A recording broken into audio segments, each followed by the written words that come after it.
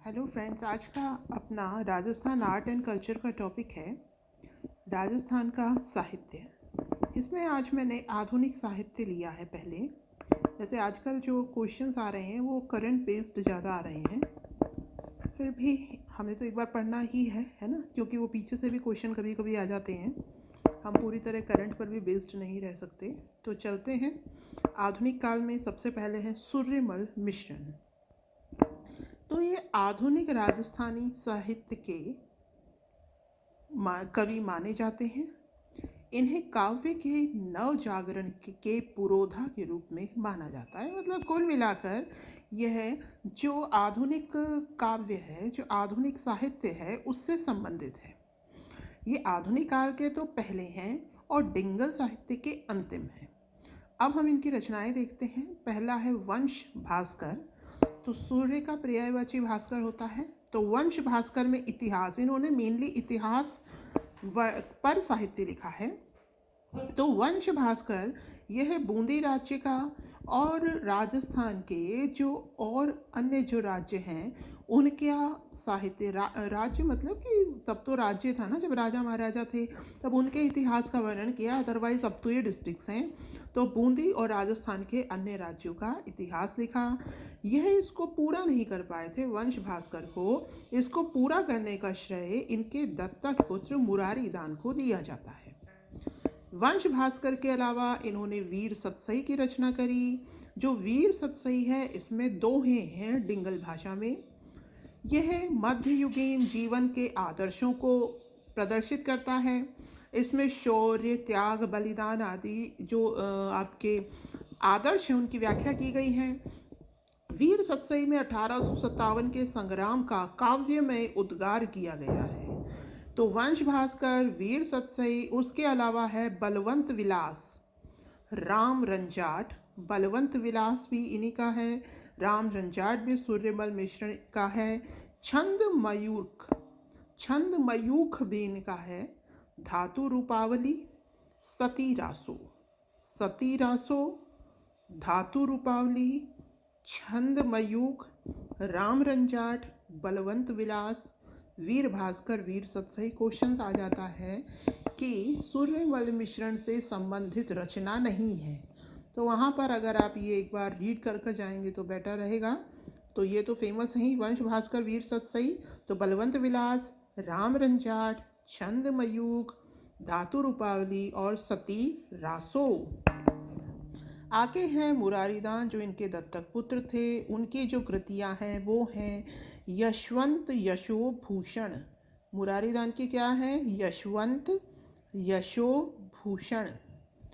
वंश समुच्चय, उन्होंने वंश भास्कर लिखा, इन्होंने उसका समुच्चय बना दिया मुरारीदान ने, तो ये हो गया वंश समुच्चय।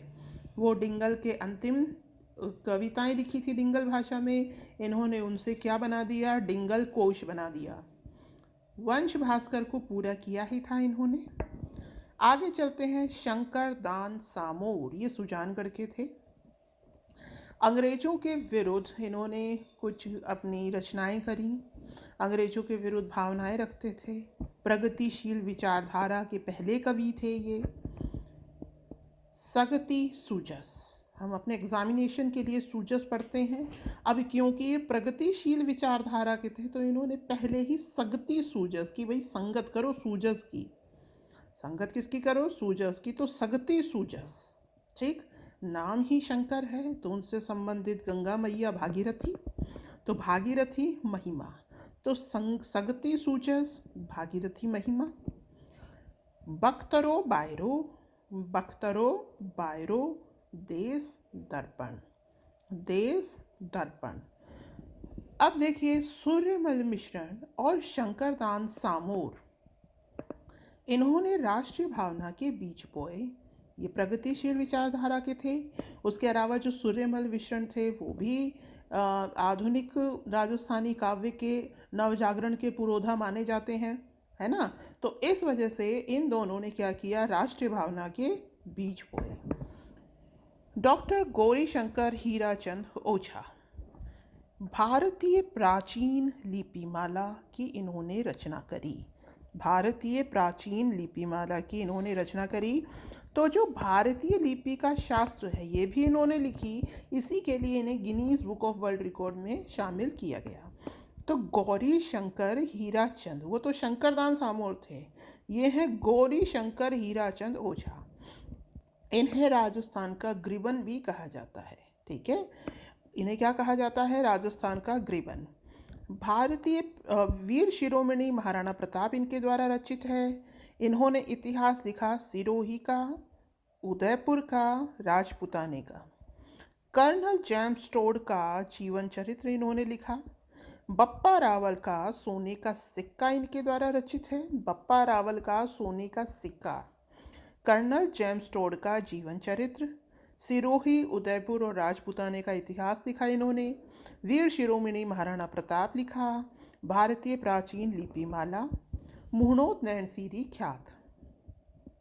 मुहणोत नैनसीरी ख्यात annuls and antiquities of Rajasthan को मतलब इन्होंने दूसरी भाषा में ट्रांसफॉर्म किया। राय बहादुर की पदवी इन्होंने ग्रहण करी, और ये मैं बता ही चुकी Guinness book of world record में। अब चलते हैं आगे। अब है George Abraham Grierson, Asiatic Society of Calcutta से संबंधित थे। इनकी रचना क्या है? Linguistic survey of India Rajasthani. ठीक है, राजस्थानी भाषा में मतलब के बारे में वर्णन किया गया। श्यामल दास दधिवाड़िया, ये कवि और इतिहासकार दोनों थे। श्यामल दास दधिवाड़िया, इन्होंने क्या रचनाएं करी हैं? वीर विनोद। श्यामल दास वीर विनोद। तो वीर विनोद ये कहाँ का इतिहास है? यह है मेवाड़ का इतिहास। अब देखते हैं उपाधियाँ इनकी। तो इनकी उपाधि है कविराज।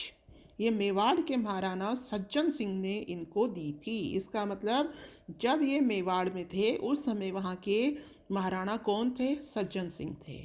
महामहोपाध्याय ब्रिटिश सरकार ने इनको ये उपाधि दी थी, और केसरे हिंद की उपाधि दी थी। तो याद रखिएगा, श्यामल दास को वीर विनोद की उपाधि दी गई सज्जन सिंह जी के द्वारा, सॉरी कविराज की, वीर विनोद तो इनकी रचना है। कविराज की उपाधि दी गई सज्जन सिंह के द्वारा, महामहोपाध्याय ब्रिटिश सरकार के द्वारा, उसके अलावा केसरे हिंद। अब चलते हैं James Tod. James Tod political agent थे उदयपुर के। ठीक, अच्छा, अब इनकी रचनाएं देखते हैं। Annuls and antiquities of Rajasthan, travels in western India, foreigner हैं तो इंग्लिश में ही होगी इनकी रचनाएं। On the religious establishment of Mewar, क्योंकि उदयपुर के पॉलिटिकल एजेंट थे तो मेवाड़ पर। आगे है डॉक्टर एल.पी. टेसीटोरी, बीकानेर में, राजस्थानी चारण साहित्य का ऐतिहासिक सर्वे किया इन्होंने। किसका? चारण साहित्य का। टेसीटोरी ने किसका ऐतिहासिक सर्वे किया? चारण साहित्य का। पश्चिमी राजस्थानी का व्याकरण लिखा इन्होंने। सरस्वती और द्विती की सूखी घाटी में कालीबंगा के हड़प्पा पूर्व के प्रसिद्ध पुरातात्विक स्थल की खोज करने का श्रेय डॉक्टर टेसीटोरी को ही जाता है। यानी कि इन्होंने कालीबंगा और हड़प्पा पूर्व के जो प्रसिद्ध पुरातात्विक स्थल थे इनकी खोज करी। ये खोज करने का श्रेय किन्हें जाता है? टेसीटोरी को जाता है। तो आज इतना ही काफ़ी है। नेक्स्ट वीडियो में बनाऊंगी। तब तक के लिए thank you, have a nice day.